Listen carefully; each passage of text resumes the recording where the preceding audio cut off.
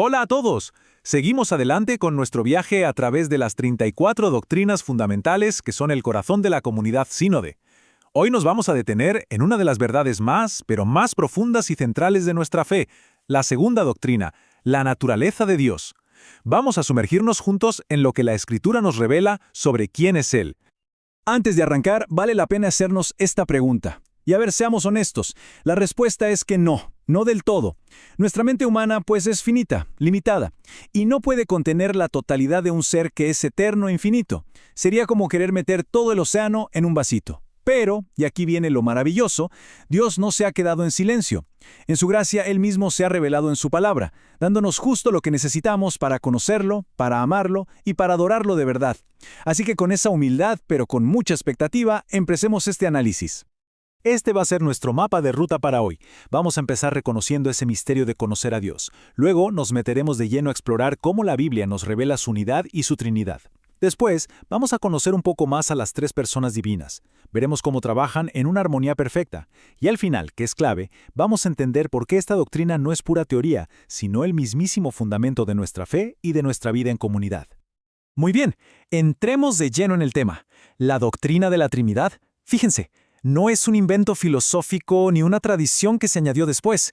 Es una verdad que brota, que emana directamente de cómo Dios se presenta a sí mismo a lo largo de toda la Escritura.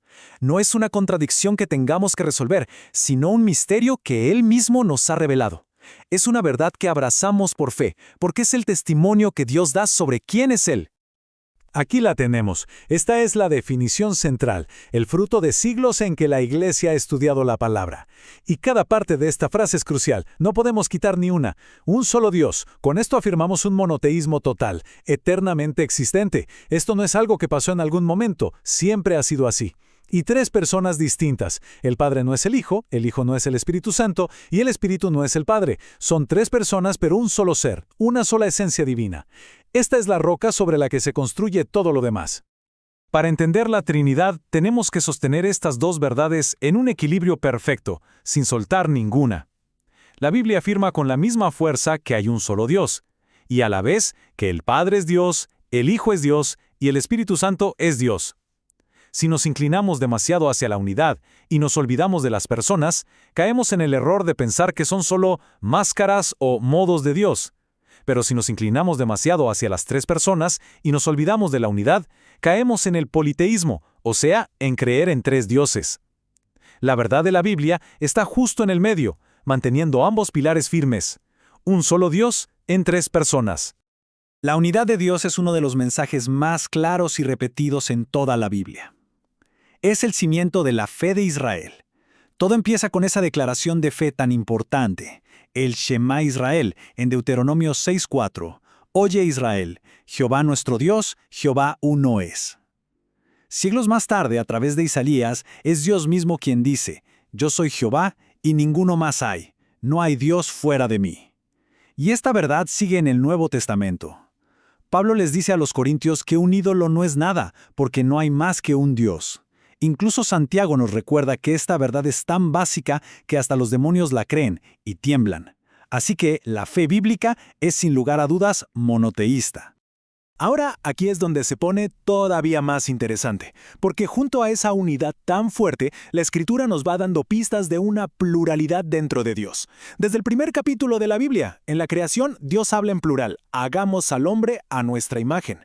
Luego, en el bautismo de Jesús, tenemos una de las imágenes más claras que se puedan imaginar. El Hijo está en el agua, el Espíritu Santo baja sobre él como una paloma, y la voz del Padre se oye desde el cielo. Las tres personas ahí, presentes y activas, pero claramente distintas. Y por último, la fórmula de bautismo que Jesús nos dejó es súper explícita. Bautizar en el nombre, en singular, del Padre y del Hijo y del Espíritu Santo en plural. Un nombre, tres personas. Es asombroso. Bueno, ya que sentamos la base bíblica de la unidad en la Trinidad, ahora sí, podemos acercarnos a conocer a cada una de las tres personas divinas tal como nos las presenta la Escritura. Y no son fuerzas o ideas, no, son personas divinas, con voluntad, con intelecto, con las que podemos y debemos relacionarnos. Empecemos con la primera persona de la Trinidad, Dios Padre. A menudo la Biblia lo describe como la fuente, el origen, el gran arquitecto del plan de Dios. Y aunque las tres personas son iguales en esencia, poder y gloria, la Escritura nos presenta al Padre como aquel de quien vienen todas las cosas y hacia quien van todas las cosas. Estos versículos nos van pintando un retrato del Padre. Malaquías nos recuerda que tenemos un solo Padre. Efesios lo describe de una forma cósmica, como un Dios y Padre de todos, el cual es sobre todos y por todos y en todos. Pedro nos habla de su gran misericordia. Pero quizá ningún pasaje captura su corazón como Juan 3:16, que nos muestra la profundidad de su amor. Porque de tal manera amó Dios al mundo, que ha dado a su Hijo unigénito, para que todo aquel que en él cree no se pierda, mas tenga vida eterna. Este es el Padre, soberano, creador, misericordioso y sobre todo, un Dios de amor. Y esta declaración de Pablo es un resumen brillante. Escuchemos con atención.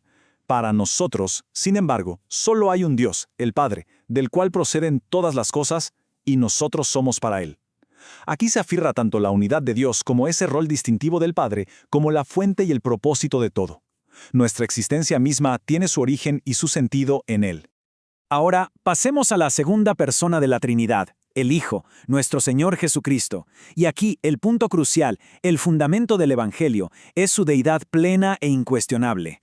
Él no es un ser creado, ni un Dios más pequeño, ni un profeta que ascendió. Él es Dios mismo, el Verbo eterno hecho carne. La evidencia en la Biblia de que Cristo es Dios es abrumadora y gloriosa. Juan nos dice que el Verbo era Dios y se hizo carne. Colosenses lo llama la imagen del Dios invisible, aquel por quien, en quien y para quien todo fue creado. Hebreos declara que Él es el resplandor de la gloria de Dios, la imagen misma de su sustancia. Y Filipenses nos cuenta que, siendo Dios, no se aferró a eso, sino que se humilló. No hay duda alguna, el Nuevo Testamento nos presenta a Jesús como Dios. Este versículo es, tal vez, la afirmación más directa y profunda de la deidad de Cristo en toda la Biblia. Vamos a desglosarlo. En el principio era el Verbo, o sea, es eterno, no tuvo un comienzo, y el Verbo era con Dios. Esto nos habla de una relación personal, distinta del Padre, y el Verbo era Dios, afirmando su naturaleza divina, idéntica. Existía desde siempre en relación con el Padre, y Él mismo era y es Dios. Y llegamos a la tercera persona de la deidad, el Espíritu Santo. Muchas veces es la persona más incomprendida de la Trinidad, ¿verdad? A veces se piensa en Él como una fuerza, un poder, pero la Escritura es muy clara. Él es una persona divina, igual en esencia al Padre y al Hijo, con quien podemos tener una relación real. Vemos el Espíritu activo desde el inicio, moviéndose sobre las aguas en la creación. Jesús lo prometió como el Consolador, otro como Él, que nos enseñaría todas las cosas. En el libro de Hechos vemos que se le puede mentir, que se le puede entristecer, lo que demuestra que es una persona. Y Romanos nos asegura que el mismo Espíritu que levantó a Jesús de entre los muertos vive en nosotros. Él crea, enseña, se relaciona y da vida. Esas son acciones de una persona divina. Este pasaje de Hechos es contundente. Pedro confronta a Ananías y pone un signo de igual entre mentirle al Espíritu Santo y mentirle a Dios. Leámoslo otra vez para captar toda su fuerza. ¿Por qué llenó Satanás tu corazón para que mintieses al Espíritu Santo? No has mentido a los hombres, sino a Dios. La identidad divina del Espíritu no podría estar más clara. Él es Dios y habita en su pueblo. Bien, ya vimos a cada persona por separado. Ahora, es fundamental entender que nunca actúan de forma independiente o en conflicto. La vida interna de Dios es una de perfecta unidad, amor y armonía. Aunque sus roles en la historia de la salvación puedan ser distintos, su voluntad y su propósito son siempre uno y el mismo. Y esta tabla nos ayuda a visualizar esta hermosa armonía. Es como una danza divina perfectamente coreografiada. En la creación, el Padre es la fuente que planifica, el Hijo es la palabra poderosa por la que todo se hace, y el Espíritu es el que da vida y sustento. En la salvación, el Padre, en su amor, elige y envía al Hijo. El Hijo obedece y nos redime en la cruz, y el Espíritu es quien aplica esa salvación a nuestros corazones y nos sella. Y en la revelación, el Padre habla, el Hijo es la revelación perfecta de Dios y el Espíritu inspira las Escrituras. Una sola obra, tres personas en unidad perfecta. Ahora, podríamos preguntarnos, ¿y todo esto para qué? ¿Es solo teología complicada y ya? De ninguna manera.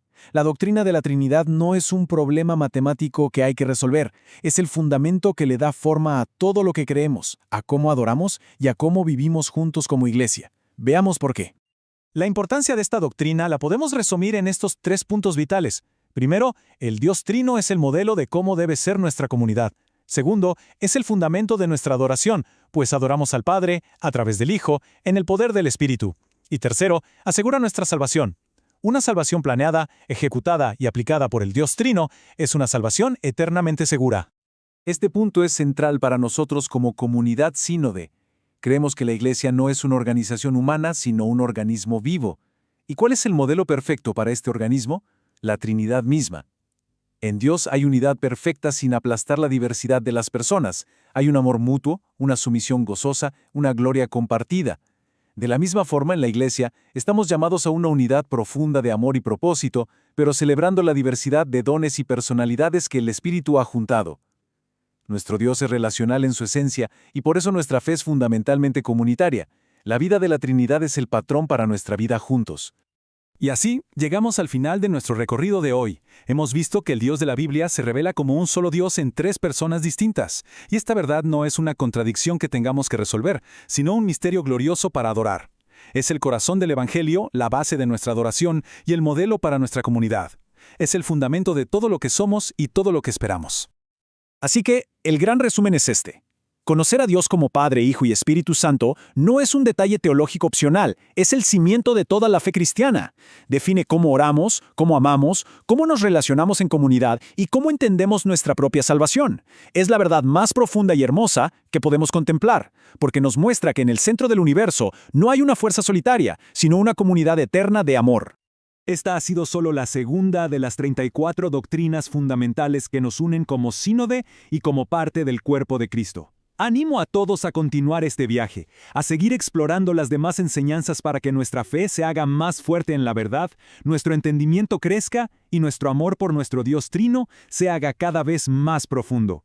Que la gracia del Señor Jesucristo, el amor de Dios Padre y la comunión del Espíritu Santo sean con todos. Amén.